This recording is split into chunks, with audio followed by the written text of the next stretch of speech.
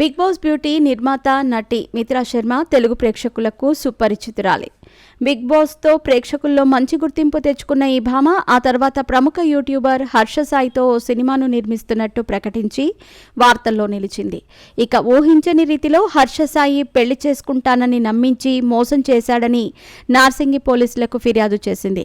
తన వద్ద నుంచి 2 కోట్ల వరకు డబ్బు తీసుకున్నారని ఫిర్యాదులో పేర్కొంది.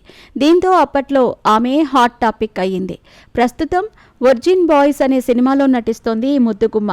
గీతానంద్, శ్రీహాన్, రోనిత్, అన్షుల, జెన్నిఫర్ ఇమాన్యుయల్ సహా పలువురు ఈ చిత్రంలో ముఖ్య పాత్రలు పోషిస్తున్నారు. యూత్ఫుల్ ఎంటర్టైనర్గా రాబోతున్న ఈ చిత్రానికి దయానంద్ దర్శకత్వం వహిస్తున్నారు. రాజా తరపునేని నిర్మాతగా వ్యవహరిస్తున్న ఈ మూవీని జూలై 11న ప్రేక్షకుల ముందుకు తీసుకురాబోతున్నారు.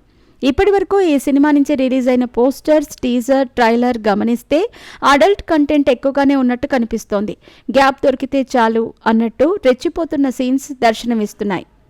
ఇక ఈ క్రమంలోనే కోటి కొరకు కోటి విద్యలు అన్నట్టు మూవీకి బజ్ కోసం మేకర్స్ ప్రమోషన్స్లో స్పీడ్ పెంచారు.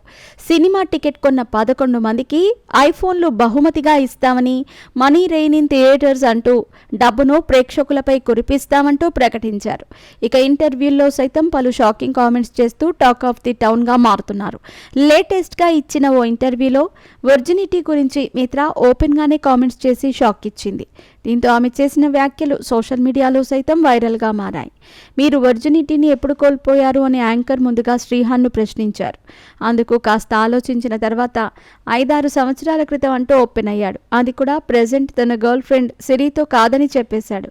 అలాగే మిత్రా శర్మను కూడా ప్రశ్నించగా ఇద్దరు మనుషుల మధ్య అది ఒకరిపై మరొకరికి ఉన్న నమ్మకంతో జరిగే విషయమని, అది శరీరానికి కాదు మనసుకు సంబంధించిన విషయం అంటూ చెప్పుకొచ్చింది. మరి యూత్ని టార్గెట్ చేస్తూ తీసుకొస్తున్న ఈ చిత్రం ప్రేక్షకులను మెప్పిస్తుందా లేక నిరాశపరుస్తుందా అనేది తెలియాలంటే మరో 3 రోజులు ఆగక తప్పదు.